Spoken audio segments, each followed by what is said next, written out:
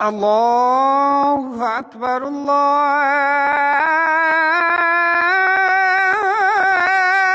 الله أكبر الله أكبر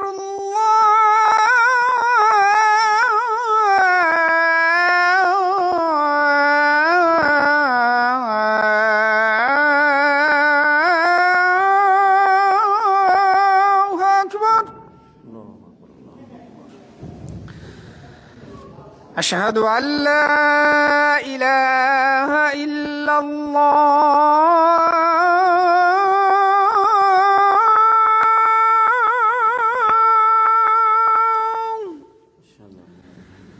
أشهد أن لا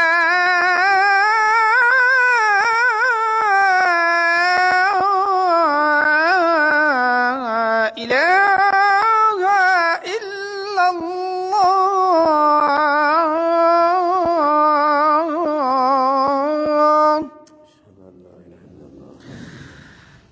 أشهد أن محمدًا رسول الله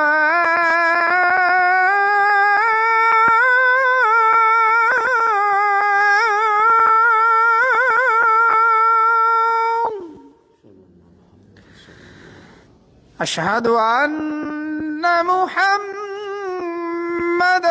رسول الله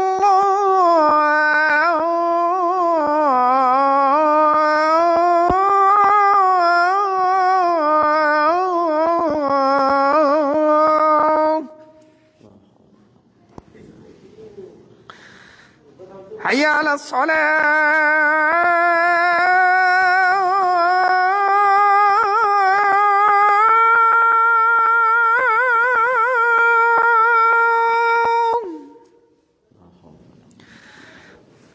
حي على الصلاة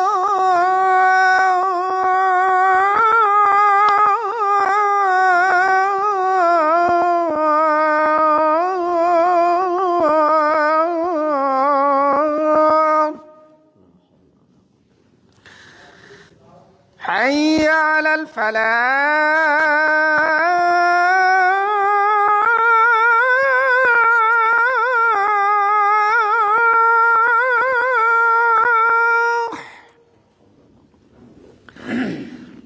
حي على الفلاح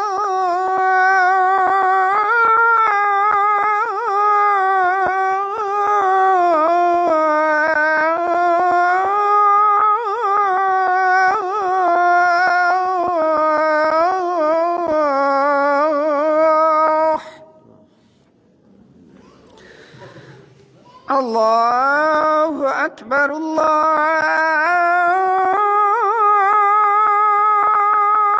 الله أكبر لا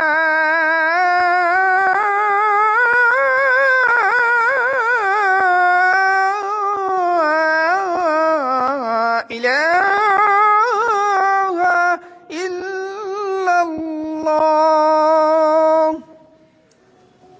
اللهم صل اللهم صل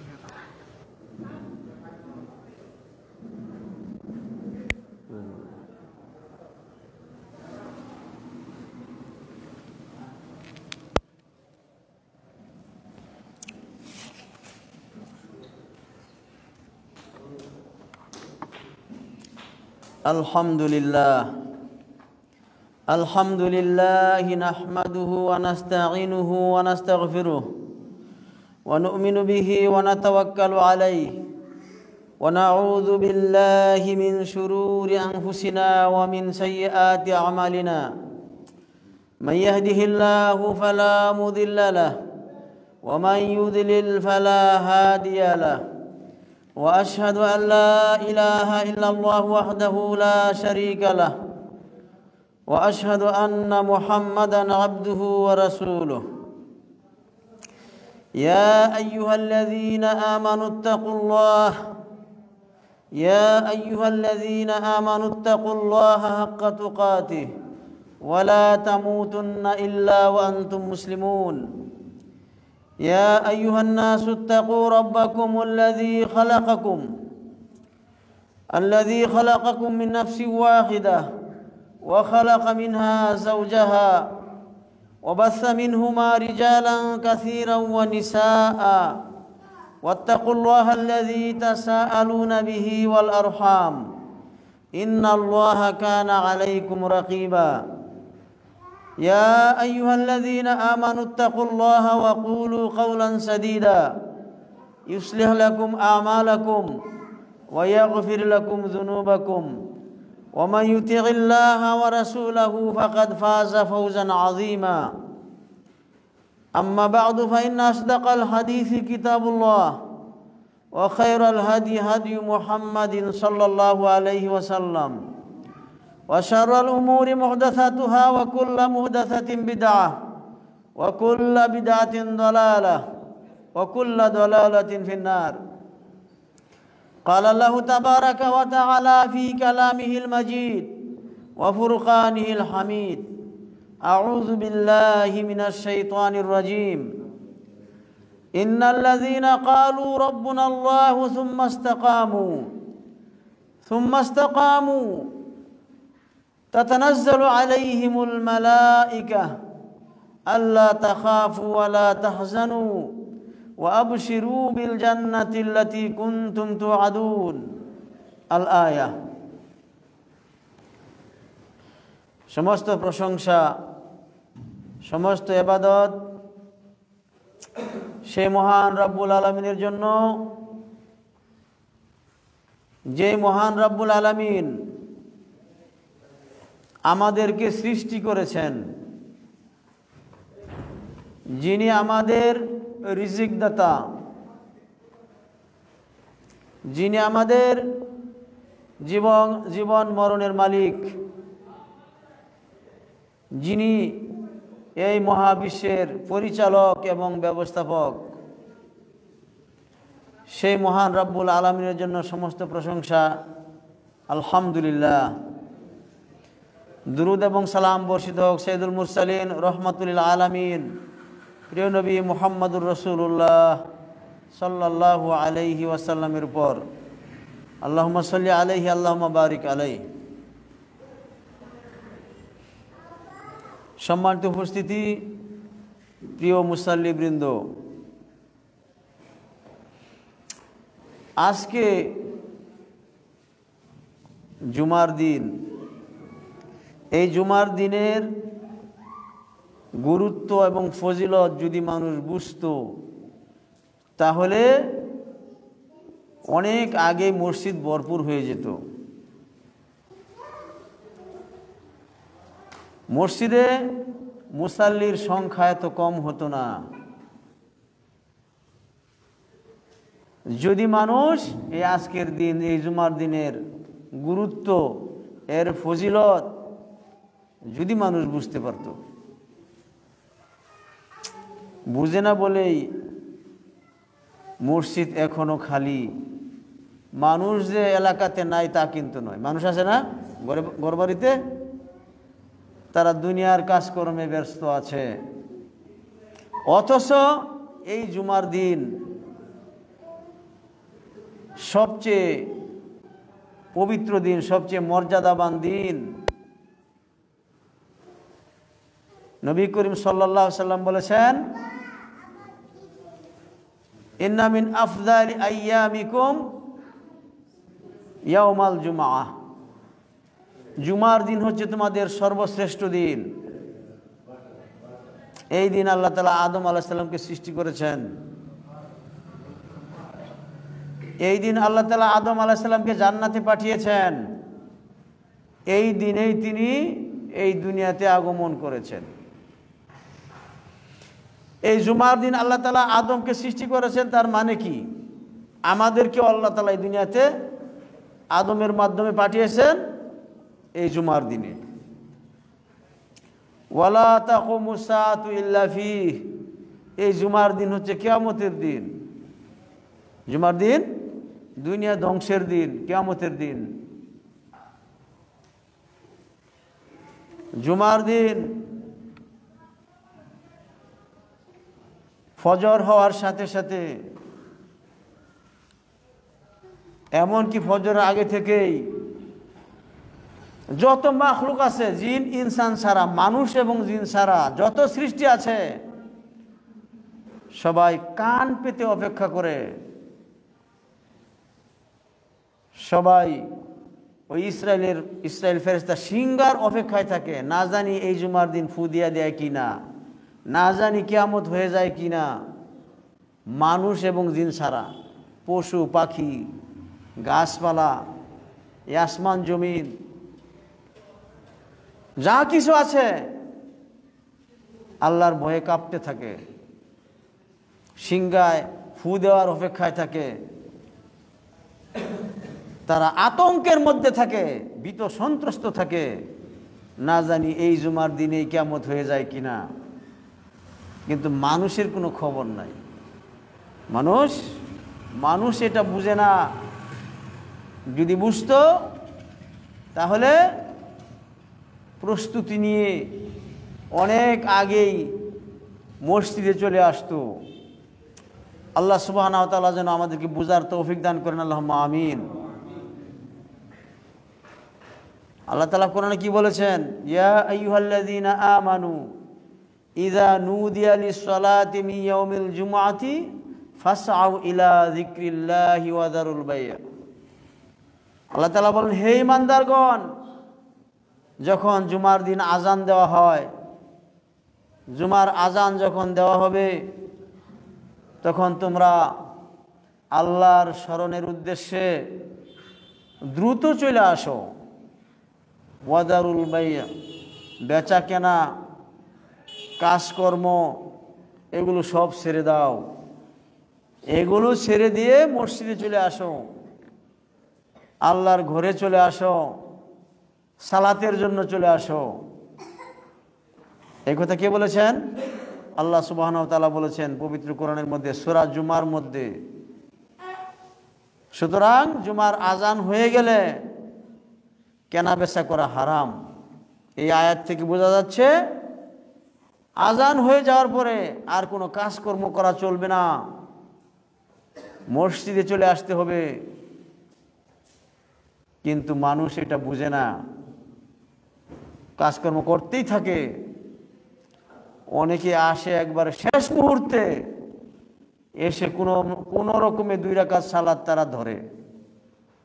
আর অধিকাংশ মানুষ তো আসেই না, দুনিয়া নিয়ে ব্যস্ত, এই ক্ষণস্থায়ী দুনিয়া নিয়ে ব্যস্ত, যে দুনিয়ার কোনো মূল্য নাই আল্লাহর কাছে।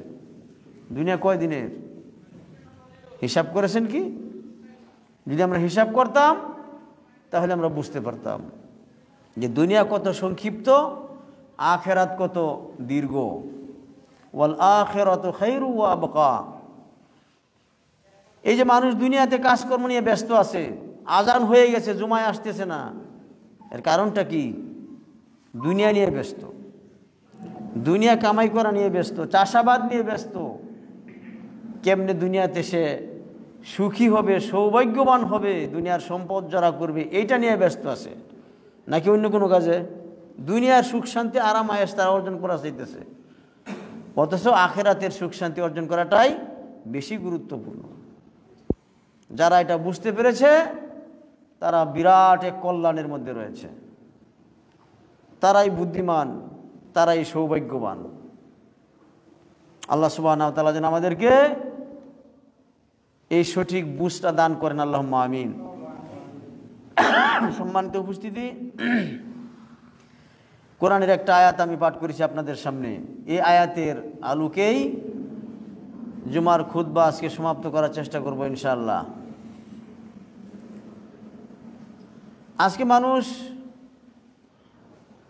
মনে করছে যে আল্লাহকে বিশ্বাস করলেই হবে, আর কোনো কাজকর্ম আমাদের নাই, ঈমান আনলেই চলবে।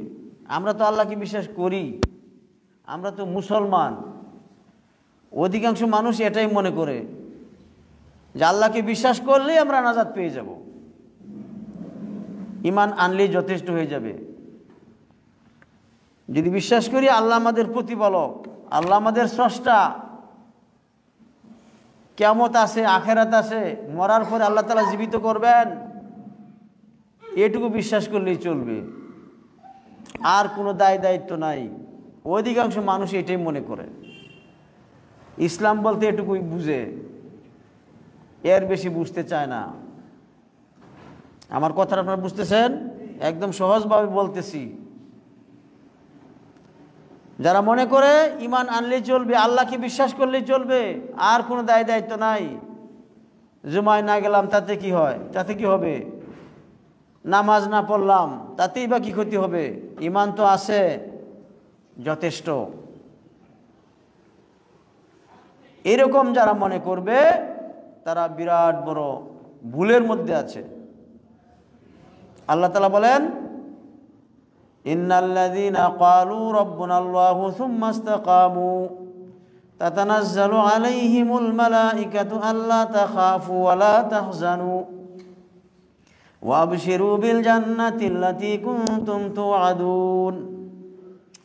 আল্লাহ তাআলা বলেন, নিশ্চয়ই যারা বলে আমাদের রব একমাত্র আল্লাহ, আমাদের প্রতিপালক একমাত্র আল্লাহ, এই কথা যারা বলে, সুম্মা ইসতাকামু, অতঃপর তারা ইস্তিকামাত থাকে, অতঃপর তারা এই কথার উপরে প্রতিষ্ঠিত থাকে এবং এই কথার উপরে আমল করে,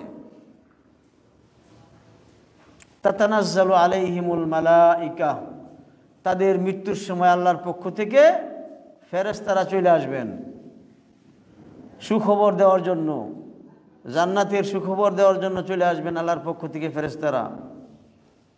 কাদের জন্য? যারা বলে নিশ্চয়ই আমাদের রব আল্লাহ, সুম্মা ইসতাকামু, অতঃপর তারা এই কথার উপরে ঠিক থাকে, প্রতিষ্ঠিত থাকে, অটল থাকে।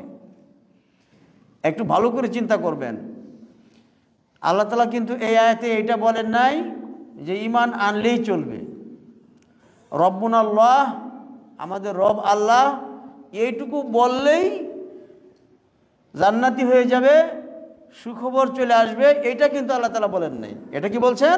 এটা বলেন নাই। সুম্মা ইসতাকামু, তারপরে তারা ঠিক থাকে, মজবুত থাকে ঈমানের উপরে, আল্লাহর আনুগত্য করে। শুধু মুখে বললে হবে না যে আমাদের রব আল্লাহ। যারা রাস্তাঘাটে আছে, কাজকর্ম করতেছে, তাদেরকে যদি আপনি জিজ্ঞাসা করেন, এই মিয়া তুমি কি আল্লাহরে বিশ্বাস করো না, কি বলবে? একেবারে মুখ ভর্তি করে বলবে, অবশ্যই বিশ্বাস করি, আমি ইমানদার, আমি মুসলিম, এটা সে বলবে। এ বলাটা কি যথেষ্ট? যথেষ্ট না। আল্লাহ তাআলা বলছেন সুম্মা ইসতাকামু, অতঃপর এই কথার উপরে ঠিক থাকতে হবে, এই কথা অনুযায়ী আমল করতে হবে। মুখের কথা যথেষ্ট নয়। আজকে অধিকাংশ মুসলিমের অবস্থা হচ্ছে এরকম, মুখ ভর্তি করে বলে যে আমি মুমিন, আমি মুসলিম, সালাত আদায় না করলে কি হবে, নামাজ না পড়লে কি হবে, আমার ঈমান তো ঠিক আছে, ঈমান ঠিক আছে, নামাজ না পড়লে কি হবে। সম্মানিত উপস্থিতি, এরকম মুসলিম হলে চলবে না। তাদের জন্য কিন্তু সুখবর না, আল্লাহর পক্ষ থেকে যে সুখবরটা আসবে মৃত্যুর সময়, কবরে যাওয়ার আগে, এটা ওই সমস্ত মুসলমানদের জন্য যারা ঈমান আনে, আমলও করে। আজকে অধিকাংশ মানুষ আমল ছাড়া, আমল নাই, ঈমান আছে, বিশ্বাস আছে, এই বিশ্বাসে কি চলবে? চলবে না। সবাই তো আল্লাহরে বিশ্বাস করে, নাকি করে না? ইহুদিরাও বিশ্বাস করে, খ্রিস্টানরাও বিশ্বাস করে, মক্কার কাফের মুশরিকরাও বিশ্বাস করছিল আল্লাহর প্রতি যে আল্লাহই আমাদের স্রষ্টা, এই আসমান জমিন চালাইতেছে আল্লাহ তাআলা, আল্লাহই সৃষ্টি করেছেন। এই বিশ্বাস সবার মধ্যে আছে। মুসলমানদের সবাই এই বিশ্বাস করে না? যারা কবর পূজা করে, মাজার পূজা করে, তারাও তো বিশ্বাস করে আল্লাহর উপরে, তারাও কিন্তু অস্বীকার করে না।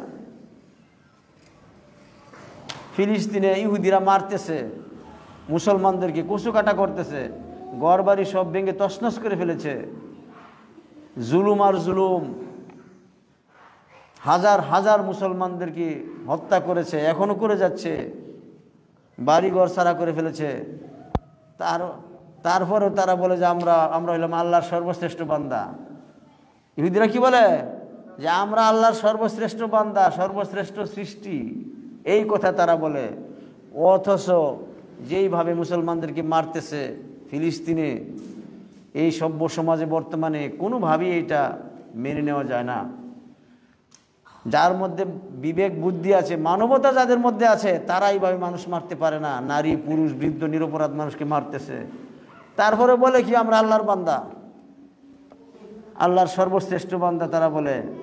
এই ইহুদিরা বলতেছিলাম সবাই আল্লাহকে স্বীকার করে, আল্লাহকে মানে, শুধু এই বিশ্বাস এটা যথেষ্ট নয়। আল্লাহর সমস্ত হুকুম আহকাম পালন করতে হবে, তাহলে কাজে আসবে। কোরআন এবং হাদিসের কোথাও বলা হয় নাই যে শুধু বিশ্বাস করলেই নাজাত পাওয়া যাবে, জাহান্নাম থেকে মুক্তি পাওয়া যাবে। এটা কোরআন হাদিসে নাই, কোথাও নাই। বিশ্বাসের সাথে সাথে আমল করতে হবে। ইন্নাল্লাযীনা আমানু ওয়া আমিলুস সালিহাতি কানাত লাহুম জান্নাতুল ফিরদাউসি নুজুলা খালিদিনা ফিহা লা ইয়াবগুনা আনহা হিওয়ালা। নিশ্চয়ই যারা ঈমান এনেছে ওয়া আমিলুস সালিহাত, এবং সৎ আমল করেছে, তাদের জন্য জান্নাতুল ফিরদাউস, তাদের জন্যই জান্নাত। যারা আল্লাহকে ভয় করবে, আল্লাহর প্রতি ঈমান আনবে এবং সেই ঈমান অনুযায়ী আমল করবে, তারা সফলকাম হবে, তারা জান্নাত পাবে। কিন্তু আমরা সবাই জান্নাতের আশা করে বসে আছি, আল্লাহর প্রতি বিশ্বাস করেই আমরা আশা করে বসে আছি যে আমরা জান্নাতে চলে যাব, নাজাত পেয়ে যাব। এটা কিন্তু সম্ভব হবে না। আল্লাহ সুবহানাহু ওয়া তাআলা বলেছেন, কাদ আফলাহাল মুমিনুন আল্লাযীনা হুম ফি সালাতিহিম খাশিউন। ওই সমস্ত মুমিনরাই সফলকাম হবে যারা সালাত আদায় করবে, যারা আল্লাহর জন্য ইখলাসের সাথে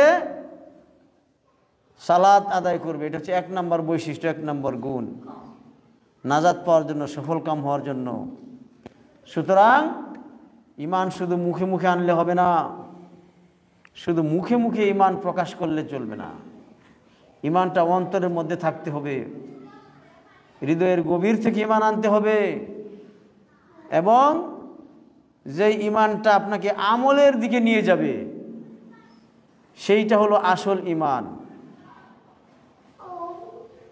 আপনি যদি আপনার পিতাকে বলেন, বাবা আমি তোমাকে অনেক সম্মান করি, অনেক ভালোবাসি, এই কথা যদি আপনি বলেন দিনে 100 বার, তারপরে যদি আপনি আপনার পিতার কথা না মানেন, আপনার পিতা যদি বলে ডান দিকে যেতে, আপনি যান বাম দিকে, আর বলেন যে আমি তোমাকে অনেক মহব্বত করি, অনেক সম্মান করি, আপনার পিতা কি বলবে? যে দেখছি তুই আমাকে কেমন ভালোবাসিস, দেখা আছে, তাই না? এই মুখের কথার কোনো দাম থাকবে না। আপনার পিতা আপনাকে অবাধ্য সন্তান হিসাবেই গণ্য করবে, যতই বলেন না কেন কোনো কাজ হবে না।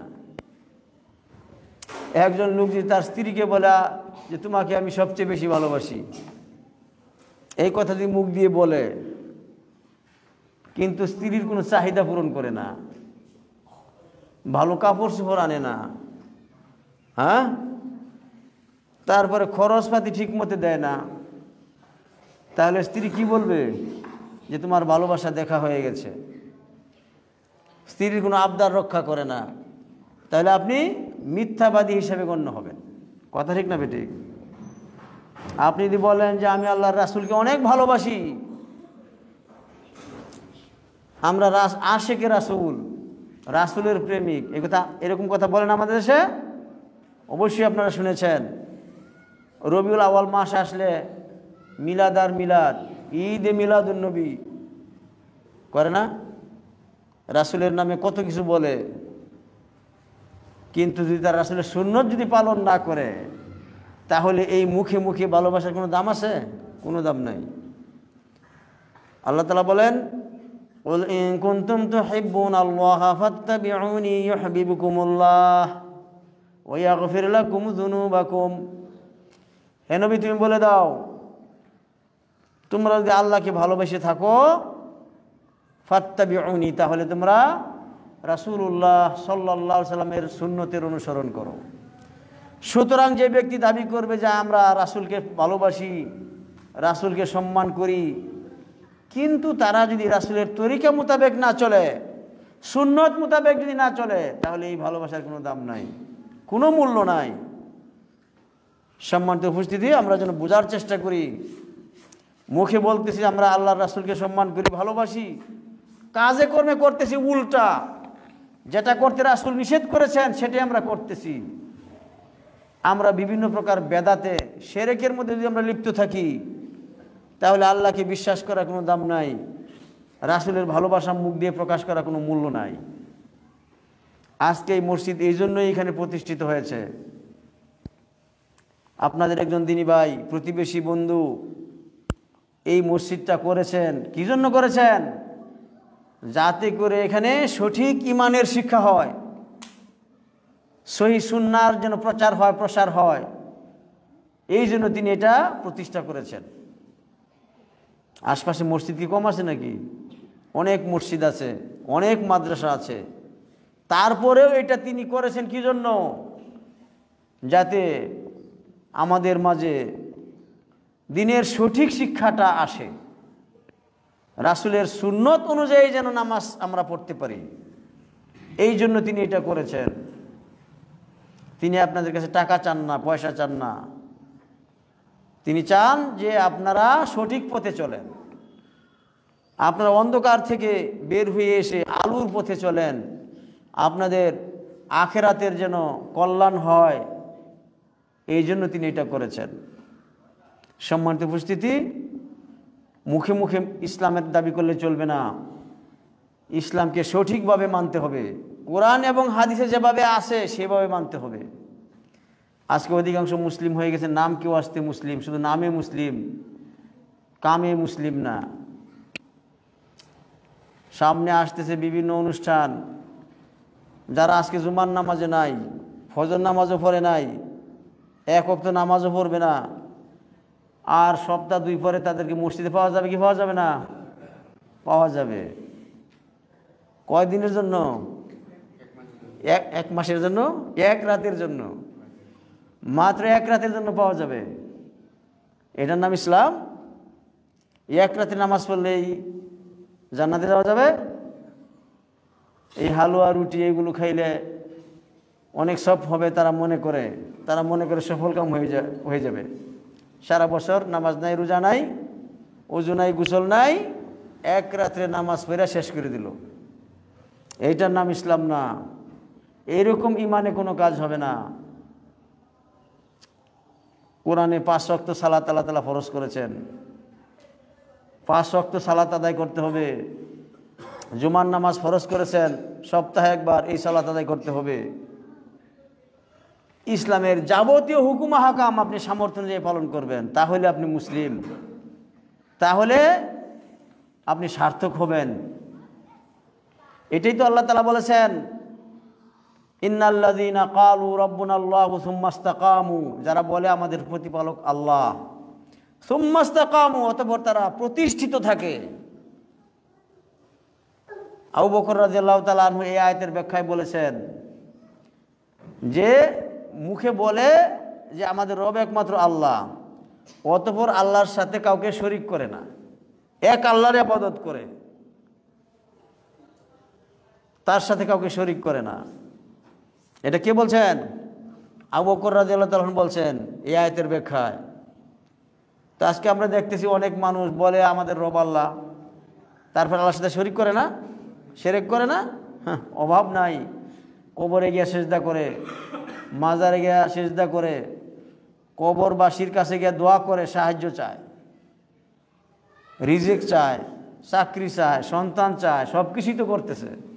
অথচ মুখে বলে আমাদের রব একমাত্র আল্লাহ, আমাদের স্রষ্টা একমাত্র আল্লাহ।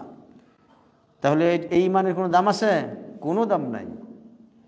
আপনি বলবেন আমার রব একমাত্র আল্লাহ, অতঃপর আল্লাহর পথে আপনি টিকে থাকবেন, ডান দিকে বাম দিকে যাইবেন না।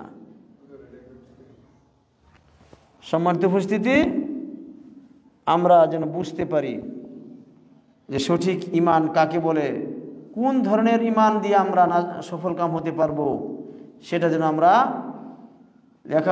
লেখাপড়া করে জানার চেষ্টা করি, অথবা আলেমদের কাছে বিভিন্ন বয়ান শুনে, আলোচনা শুনে যেন বোঝার চেষ্টা করি, এক কান দিয়ে শুনে যেন আরেক কান দিয়ে বের না করে দেই। জান্নাত অত্যন্ত মূল্যবান জায়গা, অত্যন্ত মূল্যবান ঘর, যে জান্নাতে একবার গেলে ওইখান থেকে কেউ বের হয়ে আসতে চাইবে না। ইন্নাল্লাযীনা আমানু ওয়া আমিলুস সালিহাতি কানাত লাহুম জান্নাতুল ফিরদাউসি নুজুলা খালিদিনা ফিহা লা ইয়াবগুনা আনহা হিওয়ালা। দুনিয়ার একটু সুখ আপনি যদি পেয়ে যান, কিছু সম্পদ পাইলে আপনি মনে করেন যে আমার যদি আরও কিছু হইতো, একটা বাড়ি আপনি করলে তারপরে মাথায় চিন্তা আসে এর চেয়ে আর একটা সুন্দর বাড়ি যদি আমি করতে পারতাম, সেইখানে যদি থাকতে পারতাম, এরকম একটা মনে আশা করি কি করি না? সব মানুষই করে। একটা ভালো চাকরি পাইছে, তারপরে চিন্তা করে এর চেয়ে ভালো যদি পাওয়া যাইতো, এরকম চিন্তা আমরা দুনিয়াতে করি। কিন্তু বেহেশতে যদি একবার আপনি ঢুকে পড়েন, মনের মধ্য থেকে সমস্ত অতৃপ্তি চলে যাবে। এইটা কখনোই মনে হবে না যে এর চেয়ে ভালো যদি কিছু পাইতাম, এরকম কোনো আকাঙ্ক্ষা মনের মধ্যে থাকবে না। লা ইয়াবগুনা আনহা হিওয়ালা। এর চেয়ে ভালো উত্তম বাড়ি যদি পাইতাম একটা, এরকম কল্পনা কারো মনের মধ্যে থাকবে না।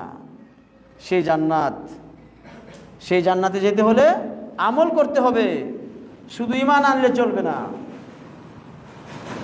যে ঈমান আজকে আপনাকে ঘর থেকে বের করে মসজিদে আনতে পারলো না, যে ঈমান আপনাকে বিছানা থেকে ঘুম থেকে উঠিয়ে মসজিদে আনতে পারলো না, সেই ঈমান আপনাকে জান্নাতে নিবে কিভাবে? সেই ঈমান আপনাকে জাহান্নাম থেকে বাঁচিয়ে এত মূল্যবান জান্নাতে স্থান দিবে কিভাবে? সম্ভব না। সম্মানিত উপস্থিতি, আমরা ঈমান আনব এবং সেই সঙ্গে ঈমানের যে দাবি, কি দাবি পূরণ করব। লা ইলাহা ইল্লাল্লাহ, এটা তো আমরা সবাই বলি, এটা বললেই চলবে না। এর দাবি আছে, এর শর্ত আছে, এই শর্ত সহকারে পাঠ করতে হবে। ইন্নাল্লাযীনা ক্বালু রাব্বুনাল্লাহু সুম্মা ইসতাকামু তাতানাজ্জালু আলাইহিমুল মালাইকাতু আল্লা তাখাফু ওয়া লা তাহজানু ওয়া আবশিরু বিল জান্নাতিল্লাতী কুনতুম তুআদুন। যারা ঈমান আনবে এবং ঈমানের উপর প্রতিষ্ঠিত থাকবে, কতক্ষণ পর্যন্ত? বছরে মাত্র একদিন, শুধু রমজান মাস না, একেবারে মৃত্যু পর্যন্ত, মউত আসা পর্যন্ত। ওয়াবুদ রাব্বাকা হাত্তা ইয়াতিয়াকাল ইয়াকিন। মৃত্যু পর্যন্ত আমাদেরকে আল্লাহর পথে থাকতে হবে, তাহলে সফল কাম হওয়া যাবে। যারা মৃত্যু পর্যন্ত ঈমানের উপরে টিকে থাকে, ইসলামের উপর টিকে থাকে, আল্লাহর হুকুম, আল্লাহর আদেশ মানতে থাকে, আল্লাহ যা কিছু নিষেধ করেছেন তা থেকে দূরে থাকে, এই অবস্থায় যাদের মৃত্যু চলে আসবে, তাদের মৃত্যুর সময় আল্লাহর পক্ষ থেকে ফেরেশতারা চলে আসবে। মৃত্যুর সময় ফেরেশতারা চলে আসবে, সুখবর নিয়ে আসবে। আল্লাহ তাখাফু ওয়ালা তাহজানু, তোমাদের কোনো ভয় নাই, চিন্তা নাই। মৃত্যু এমন একটা ঘটনা, যে ঘটনা আপনার জীবনে আমার জীবনে একবার ঘটবে মাত্র। কয়বার? একবার, একাধিকবার না। মালাকুল মাউত একাধিকবার আসবে না আপনার কাছে, একবারই আসবে। আসলে আপনাকে রেখে যাবে না, নিয়েই যাবে, আপনাকে ছাড়বে না। এটা এমন একটা যাত্রা আপনাকে করতে হবে, যেখান থেকে পিছনে আসার কোনো সুযোগ নাই। আমরা যদি কোথাও যাত্রা করি, কোনো কিছু যদি ভুলে রেখে যাই, ফিরে আসার সুযোগ আছে না? নাই। আপনি বলতে পারবেন যে আমি বাড়িতে এটা রেখে এসেছি, মোবাইল রেখে এসেছি, ব্যাগ রেখে এসেছি, নিয়ে আসি। গাড়িতে উঠেও আপনি নেমে আসতে পারবেন নিয়ে যাওয়ার জন্য। সম্ভব কি সম্ভব না? সম্ভব। মালাকুল মাউত এসে যখন আপনাকে ধরে ফেলবে, তখন যদি আপনি বলেন যে আমার তো নামাজ বাকি আছে, আমার তো আমল করা বাকি আছে, তওবা করা বাকি আছে, আমাকে সময় দাও, তওবা করে আসি, আমার তো ভুল হয়ে গেছে, সময় দিবে? সময় দিবে না। 1 মিনিট সময় আপনাকে দেওয়া হবে না। ইযা জা আজালুহুম লা ইস্তাখিরুনা সাআতাও ওয়া লা ইস্তাকদিমুন। মউত যখন এসে যাবে, আজাল যখন এসে যাবে, 1 মিনিট সময় আপনাকে দেওয়া হবে না। শত কান্নাকাটি করলেও কাজ হবে না। সুতরাং এখন হচ্ছে আপনার সময়, এখন আপনার আমল করার সময়। ঈমান এনে বসে থাকলে চলবে না, ঘর থেকে বের হতে হবে, আজান শুনলেই মসজিদে আসতে হবে, তাহলেই সফল কাম হওয়া সম্ভব। তাহলেই আপনার জন্য ফেরেশতারা আসবে মৃত্যুর সময়, আল্লাহর পক্ষ থেকে ঘোষণা নিয়ে আসবে। কি বলবে? আল্লাহ তাখাফু ওয়ালা তাহজানু, তোমার কোনো ভয় নাই, চিন্তা নাই, ভয় নাই, কোনো চিন্তা নাই। অন্ধকার রাত্রিতে যদি আপনি একাকী রাস্তা দিয়ে চলেন, বৃষ্টি পড়তেছে, অন্ধকার রাত, আবার ঠাডাও পড়তেছে, আবার বিভিন্ন জীবজন্তুর ভয়ও আছে, আপনি একা, সাথে কোনো বাতি নাই, ভয় লাগবে কি লাগবে না? আকাশে যখন বজ্রপাতের শব্দ শুনবেন, আপনার প্রাণটা উড়ে যাবে, আপনার হৃদয়টা মনে হবে বের হয়ে গেছে ভয়ে আতঙ্কে, তাই না? এমন সময় যদি আপনি একদল সঙ্গী সাথী পেয়ে যান, বন্ধু পেয়ে যান, পরিচিত বন্ধু, আপনজন, ভয় চলে যাবে না? একদম আপনি ভয়মুক্ত হয়ে যাবেন, আপনার টেনশন চলে যাবে, ভয়ভীতি চলে যাবে, সাহস পাবেন। ওইরকমই মৃত্যুর সময়টা ভয়াবহ, কঠিন সময়। ওই সময়ের মধ্যে যদি ফেরেশতারা এসে আপনাকে বলে যে তোমার কোনো ভয় নাই, তোমার কোনো চিন্তা নাই, তুমি জান্নাতের সুখবর গ্রহণ করো, তোমার জন্য জান্নাত অপেক্ষা করতেছে, যে জান্নাতের ওয়াদা তোমার সাথে করা হয়েছে, তাহলে কোনো ভয় থাকবে? ভয়ের কিছু থাকবে না, ভয় চলে যাবে। আর এই ঘোষণা কাদের জন্য? যারা ঈমান এনে বসে আছে তাদের জন্য না, ওয়া আমিলুস সালিহাত, এবং যারা আমল করবে। যে কোনো কাজ করার সময় তারা চিন্তা করবে যে এই কাজটা আল্লাহ আমাকে করতে বলেছেন কিনা, এই কাজটা হারাম কিনা, চিন্তা করবে। আজকে মানুষের মধ্যে এই চিন্তা নাই, সামনে যা পায় তাই নিয়ে নেয়, হালাল হারাম দেখে না, যে এটা কি আমার জন্য হালাল নাকি হারাম এই চিন্তা করে না, পকেটে ঢুকিয়ে ফেলে। তাহলে তো হবে না, তাহলে আপনার জন্য সুখবর আসবে না। প্রতিটি মুহূর্তে আল্লাহর কথা স্মরণ করতে হবে, আল্লাহর দ্বীনের উপরে প্রতিষ্ঠিত থাকতে হবে। আর ওই অবস্থায় যদি আপনার মৃত্যু হয়ে যায়, তাহলে আপনার জন্য সুখবর, আপনি সৌভাগ্যবান হবেন। কোরআনে বারবার এই কথাটাই বলা হয়েছে। ঈমান এবং সৎ আমল, শুধু ঈমান না, শুধু ঈমান সবার মধ্যেই আছে। যারা কবর মাজার নিয়ে বসে আছে তাদের মধ্যেও আছে, ইহুদি খ্রিস্টানদের মধ্যেও আছে, আমাদের আশপাশে যারা হিন্দু আছে তারাও বিশ্বাস করে যে মালিক একজন আছে, করে না বিশ্বাস? অস্বীকার করে না। এই বিশ্বাসে কাজ হবে? কাজ হবে না। ঈমানের সাথে যদি শিরক থাকে তাহলে সেই ঈমান বাতিল। ঈমানের সাথে যদি কি থাকে? শিরক যদি থাকে, তাহলে সেই ঈমান থাকা না থাকা সমান, কোনো লাভ নাই। আল্লাযীনা আমানু ওয়া লাম ইয়ালবিসু ঈমানাহুম বিযুলমিন উলাইকা লাহুমুল আমনু ওয়া হুম মুহতাদুন। যারা ঈমান এনেছে, ঈমানের সাথে জুলুম মিশায়নি, ভেজাল মিশ্রিত করে নাই, মানে শিরক করে নাই।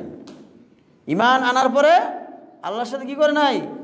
শিরক করে নাই। তাদের জন্য হচ্ছে নিরাপত্তা, দুনিয়াতেও নিরাপত্তা, আখিরাতেও তারা জাহান্নাম থেকে নিরাপদ থাকবে, তারা হিদায়াতের উপর থাকবে।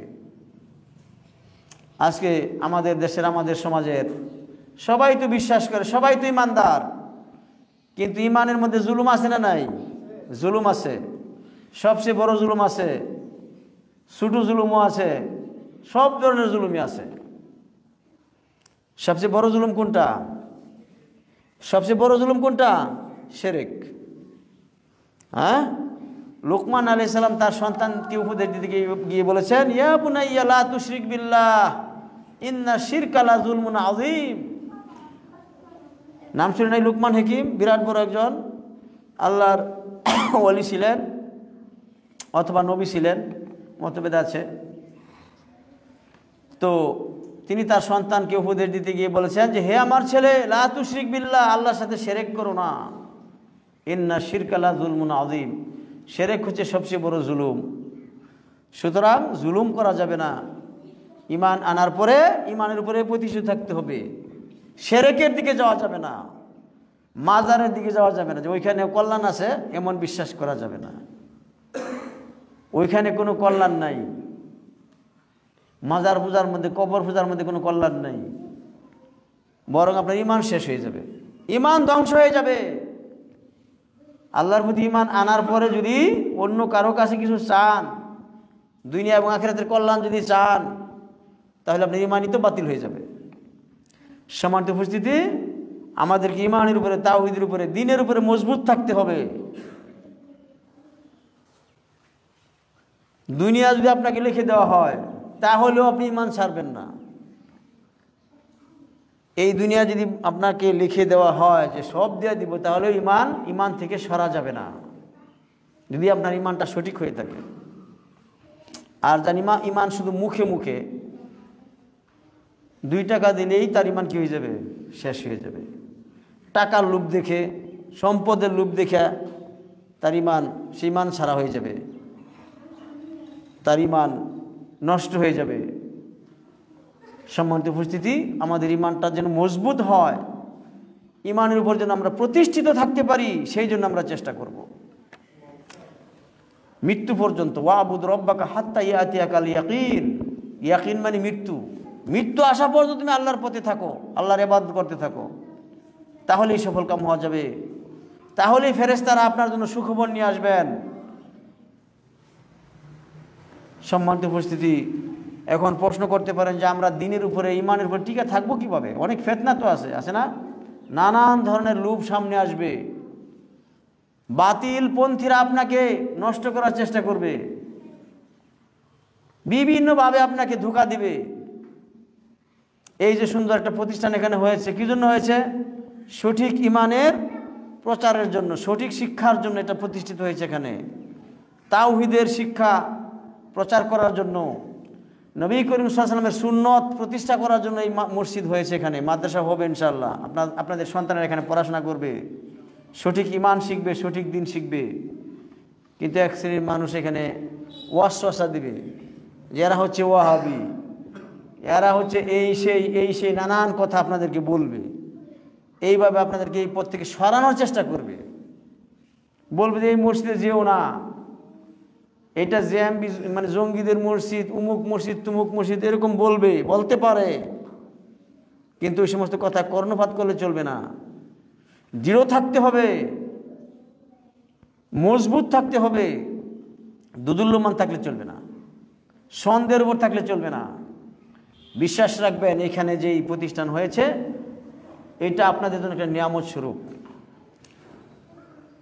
আপনারা সবাই সার্বিকভাবে সাহায্য করবেন, সহযোগিতা করবেন, এতে আপনাদের দুনিয়া এবং আখিরাত মঙ্গলময় হবে, আপনারা বিরাট কল্যাণ অর্জন করতে পারবেন। সম্মানিত উপস্থিতি, এবার বলতে পারেন যে দ্বীনের উপরে আমরা টিকে থাকবো কিভাবে? অনেক ফিতনা আছে, অনেক বিরোধী আছে, কিভাবে আমরা টিকে থাকতে পারবো হকের পথে, সত্যের পথে? কি করলে আমরা টিকে থাকতে পারবো সেটাও আমাদের জানা দরকার আছে না নাই? আমরা যেন সবসময় মসজিদে আসতে পারি, সলাতে আসতে পারি। আজকে তো মাশাআল্লাহ এখন মোটামুটি লোক সংখ্যা হয়েছে, শুরুর দিকে তো ছিল মাত্র 4-5 জন। কিভাবে কি করলে আমি আগে জুমার দিন আসতে পারবো, সলাতে আসতে পারবো, এরকম কিছু পদ্ধতি আছে, কিছু উপকরণ আছে, যেগুলো যদি আমরা করি তাহলে আল্লাহ আমাদেরকে সাহায্য করবেন, দ্বীনের পথে টিকিয়ে রাখবেন। তার মধ্যে সবচেয়ে বড় হচ্ছে আল্লাহর কাছে দোয়া করা। হেদায়েতের মালিক কে? একমাত্র আল্লাহ। মানুষের অন্তর এটা আল্লাহর 2 আঙ্গুলের মাঝখানে, যেভাবে ইচ্ছা সেভাবে তিনি ঘোরান। এই জন্যই নবী করিম সাল্লাল্লাহু আলাইহি ওয়াসাল্লাম বলেছেন, ইয়া মুকাল্লিবাল কুলুব সাব্বিত কলবি আলা দীনিকা। হে অন্তরের পরিবর্তনকারী, তুমি আমাকে তোমার দ্বীনের উপরে প্রতিষ্ঠিত রাখো, ইসলামের উপরে আমাকে কায়েম রাখো। বেশি বেশি করে আল্লাহর কাছে কি করতে হবে? দোয়া করতে হবে, আল্লাহর সাহায্য চাইতে হবে। ইহদিনাস সিরাতাল মুস্তাকিম। আমরা সব নামাজের মধ্যে এই আয়াত পাঠ করি কি করি না? সূরা ফাতিহার মধ্যে। এর অর্থ কি? হে আল্লাহ, আমাকে সঠিক পথে রাখো, সঠিক পথ আমাকে দেখাও। বারবার এটা আমরা বলবো, আল্লাহর কাছে আমরা দোয়া করব যে হে আল্লাহ, আমাকে তুমি মৃত্যু পর্যন্ত ঈমানের উপর টিকায় রাখো। এই তো আমরা করতে পারি না? সবসময় আমরা এই দোয়া করব। হাদিসে এসেছে, মান ক্বালা লা ইলাহা ইল্লাল্লাহ দাখালাল জান্নাহ, মান কানা আখিরু কালামিহি লা ইলাহা ইল্লাল্লাহ দাখালাল জান্নাহ। দুনিয়া থেকে বের হওয়ার সময় যে ব্যক্তি লা ইলাহা ইল্লাল্লাহ পাঠ করতে পারবে, সেই ব্যক্তি জান্নাতে চলে যাবে। যার শেষ বাক্যটা হবে দুনিয়া থেকে বের হওয়ার সময় লা ইলাহা ইল্লাল্লাহ। তো আল্লাহ তাআলা তো তাকেই এইটা পাঠ করাইবেন, তাকেই পাঠ করার তৌফিক দিবেন যে সারা জীবন ইসলামের উপর থাকবে, দ্বীনের উপর টিকে থাকবে। যে ব্যক্তি সারা জীবনে এক ওয়াক্ত নামাজও পড়ে নাই, জুমাতেও আসে নাই, জামাতেও আসে নাই, তার মুখ দিয়ে কি লা ইলাহা ইল্লাল্লাহ বের হবে? মরার সময় বের হবে না, আশা করা যায় না। কবরে যখন গেলে ফেরেশতা যখন প্রশ্ন করবে, মান রাব্বুকা, তোমার রব কে, তখন কি সে বলতে পারবে? বলতে পারবে না। ওমা দীনুকা, তোমার দিন কি ছিল? বলতে পারবে না। ওমান নাবিউকা, তোমার নবী কে ছিল? বলতে পারবে না। যে সারা জীবন দুনিয়াতে থাকা অবস্থায় ইসলাম মানে নাই, আল্লাহর হুকুম আকাম মানে নাই, তার মুখ থেকে মরার সময় লা ইলাহা ইল্লাল্লাহ বের হবে না, কবরের প্রশ্নের জবাবও দিতে পারবে না।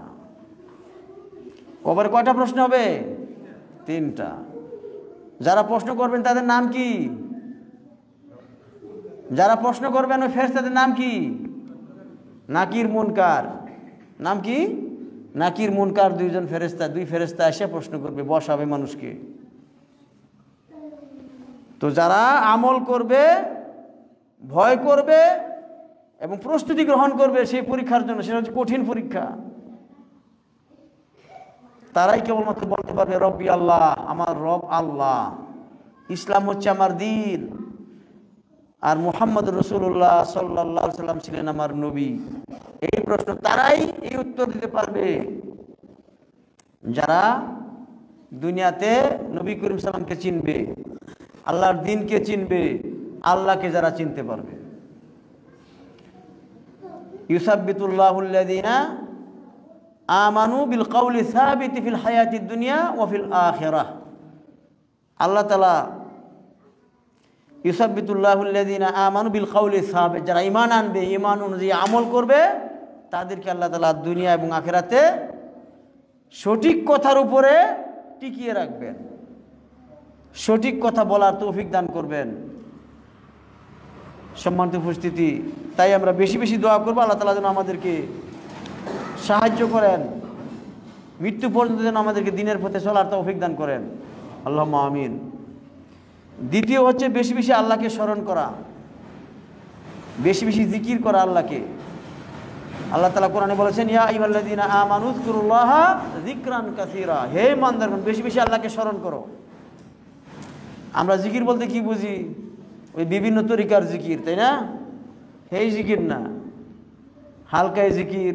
বিভিন্ন পীরের লোকেরা জিকির করে, গুল হয়ে বসে মাইক দিয়ে জিকির করে, একজনের সাথে তাল মিলাই জিকির করে। মাহফিলে দেখেন না জিকির করে আর ঝুলতে থাকে দলবদ্ধভাবে, সেই জিকির উদ্দেশ্য না। আপনি সব সময় জিকির করবেন আল্লাহর, বসার সময়, দাঁড়িয়ে, রাস্তা দিয়ে চলার সময়, শোয়ার সময়, সব সময় আল্লাহকে স্মরণ করবেন। সুবহানাল্লাহ, আলহামদুলিল্লাহ, লা ইলাহা ইল্লাল্লাহ, এগুলো বেশি বেশি পাঠ করবেন এবং জবানটা তাজা রাখবেন সব সময়। জিকিরের জন্য মজলিস বসানোর দরকার নাই, দলবদ্ধ হয়ে বসার দরকার নাই, সব সময় আল্লাহকে স্মরণ করবেন, তাহলে এই দিনের উপরে আল্লাহ তাআলা টিকিয়ে রাখবেন। 3 নম্বরে এলেম অর্জন করা, দিন শিক্ষা করার চেষ্টা করা। দুনিয়ার কাজকর্মটা শিখেন কি শিখেন না? সবাই আমরা শেখার চেষ্টা করি, কেমনে ভালো চাষ করা যাবে, কেমনে ভালোভাবে এইটা করা যাবে, ওইটা করা যাবে, ঘর নির্মাণ করা যাবে, এগুলো শেখার চেষ্টা করি কি করি না? এরকম আপনাকে দিনের জ্ঞান অর্জন করতে হবে। হ্যাঁ, সালাত কেমনে পড়তে হবে, কোন সময় কোন দোয়া পাঠ করতে হবে, এই সবগুলো আপনাকে শিখতে হবে। পড়াশোনা করতে পারলে তো বইয়ের কোনো অভাব নাই, বই পুস্তকের অভাব আছে, বাংলা পড়া জানলে সব শেখা যায়। আর না হয় শোনাও যায়, অডিও শুনলেন, ভিডিও শুনলেন, দেখলেন, এর মাধ্যমে শেখা যায়। তারপরে বেশি বেশি করে দিনী মজলিসে উপস্থিত থাকা, যেখানে দিনী মজলিস হবে সেখানে গিয়ে উপস্থিত হওয়া। ওইখানে গেলে ঈমান বাড়ে, ওইখানে গেলে ঈমান বৃদ্ধি হয়, মনটা পরিষ্কার থাকে, আখিরাতের দিকে থাকে। সময় সম্ভবত শেষ হয়ে গেছে। অতি সংক্ষেপে বলে শেষ করছি যে কি কি কাজ করলে আপনি দিনের উপর টিকে থাকতে পারবেন। এক নম্বরে কি বলছি? আল্লাহর কাছে দোয়া করা এবং আল্লাহকে বেশি বেশি স্মরণ করা, তারপরে জ্ঞান অর্জন করা। তারপরে বলতেছি কি, দিনী মজলিসে উপস্থিত থাকা, যেখানে আলোচনা হয়, কোরআন হাদিসের আলোচনা, সেখানে যাওয়া। এইটা বলে ফিরে থাকা যাবে না, আমার তো অনেক কাজ আছে, ব্যস্ত আছি, সময় পাই না। অধিকাংশ মানুষ এই কথাটাই বলে, বিভিন্ন দুনিয়াবি কাজ নিয়ে ব্যস্ত থাকে, দিনী মজলিসের কথা বললে যে সময় নাই। তো এরকম কথা বলা যাবে না। দিনী মজলিসে গেলে আপনার ঈমান তাজা থাকবে, আল্লাহর ভয় থাকবে মনের ভিতরে, মনটা আখিরাতের দিকে থাকবে।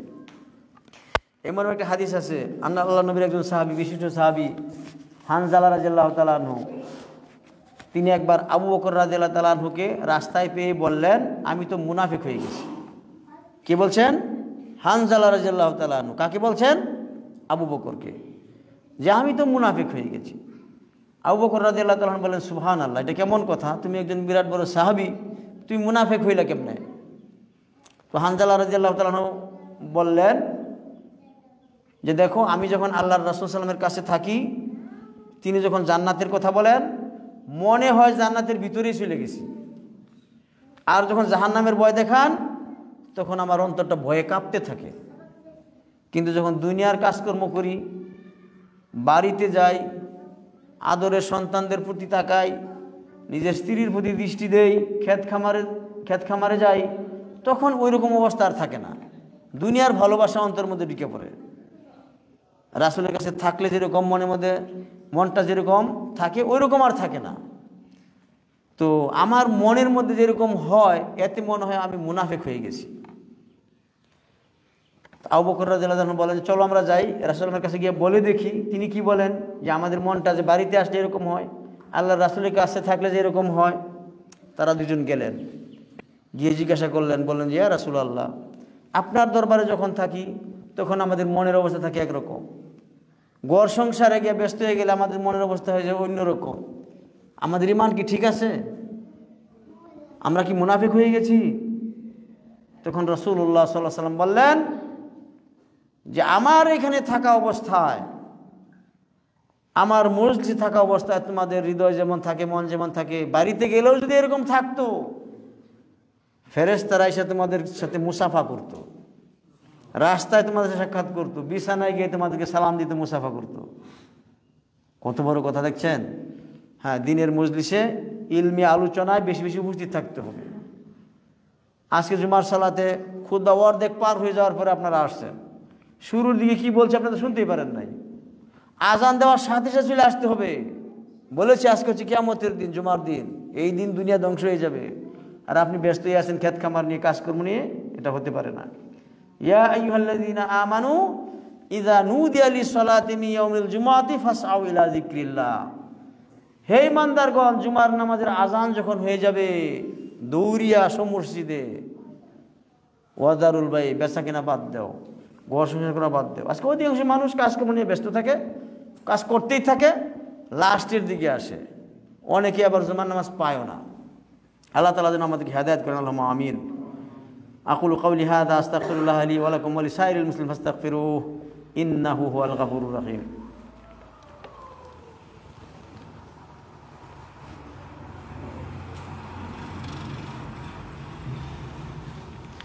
আলহামদুলিল্লাহ নাহমাদুহু ওয়া নাস্তাঈনুহু ওয়া নাস্তাগফিরুহু ওয়া নু'মিনু বিহি